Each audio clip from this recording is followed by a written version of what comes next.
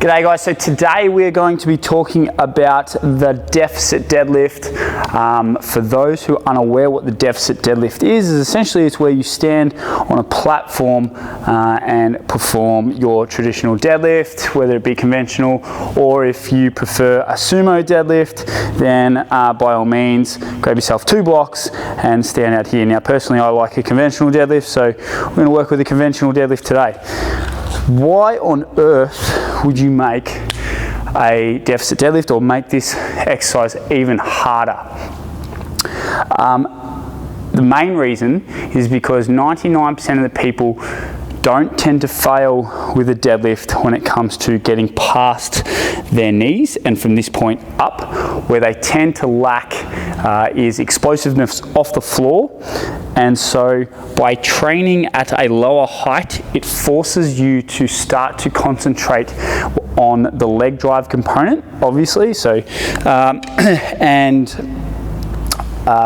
make that component better. So obviously by height or raising your feet further off the ground this much, it makes that drive component longer, and therefore if you can train that at a higher weight then it should transfer really well when you move to driving off the floor and that bar feels like it's a mountain taller and closer to your knees because of the lack of height, obviously. So how much height should we be aiming for with a deficit? Well, you're aiming, well, I suppose that's up to your own discretion. I tend to aim for about the thickness of a bumper, so about that thick there.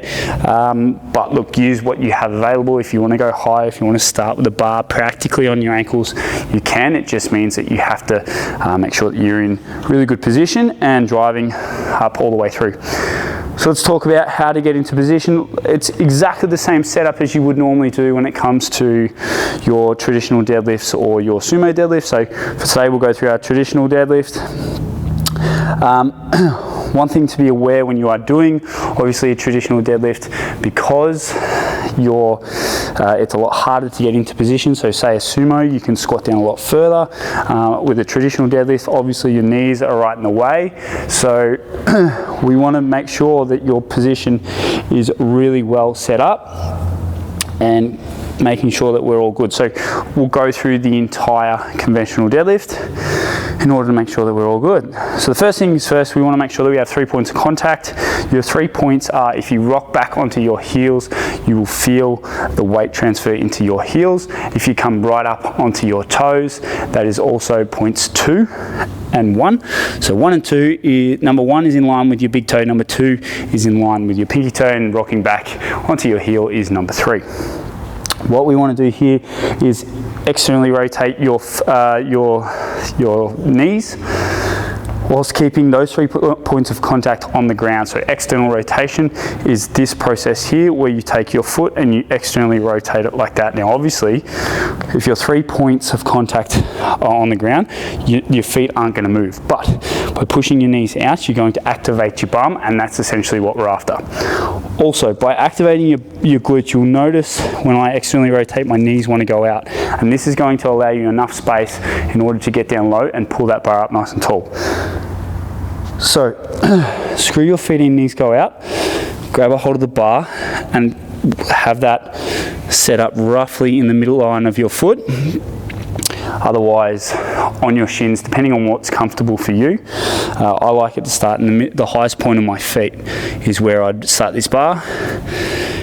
Screw your feet in, knees go out, arms are going to be nice and locked, and obviously we go through the upper portion or the back portion of your dead. If you need to refresh how to set your back up, by all means go on to how to do a conventional deadlift, but to save time we won't go through the upper back portion. We'll just worry about what we're going to do with our legs, because obviously we're more focused in on the leg drive component for today.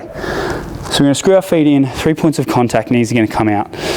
Reach down, lock in, and as soon as I grab a hold of this bar, I'm looking to push my knees towards the armpits or my elbow pits of my arms. Because by doing this, by pushing them out, it allows my body more room to sit down nice and low. So if I come in like this, I'm pretty jam-packed up and there's not much room for me to go. So if I press off the floor, my lower back's going to do a great deal more of the work. In order to get into position, we need to screw our feet in, our knees need to travel out, and it just gives us that little bit more depth and allows us room to sit in nice and comfortably into the hole. From here, all you're going to do, just like you would on a leg press, you're going to press through the floor and keep your back nice and tight. You can imagine, and this is a good thing about deficit deadlifts, is that you can actually picture that, okay, this is the platform, and I'm going to push this platform all the way down and into the deadlift platform. So screw our feet in, knees go out, shoulder blades back and down, and just press through the floor, come through, and keep nice and tight. That there, team, is both the reason why we would do a deficit deadlift, to work on our leg drive so that we can break the floor and pull the bar up at a heavier weight. And number two, how to actually get into position for this deadlift so our lower back is doing all the load and all the work. All right, team, there you go.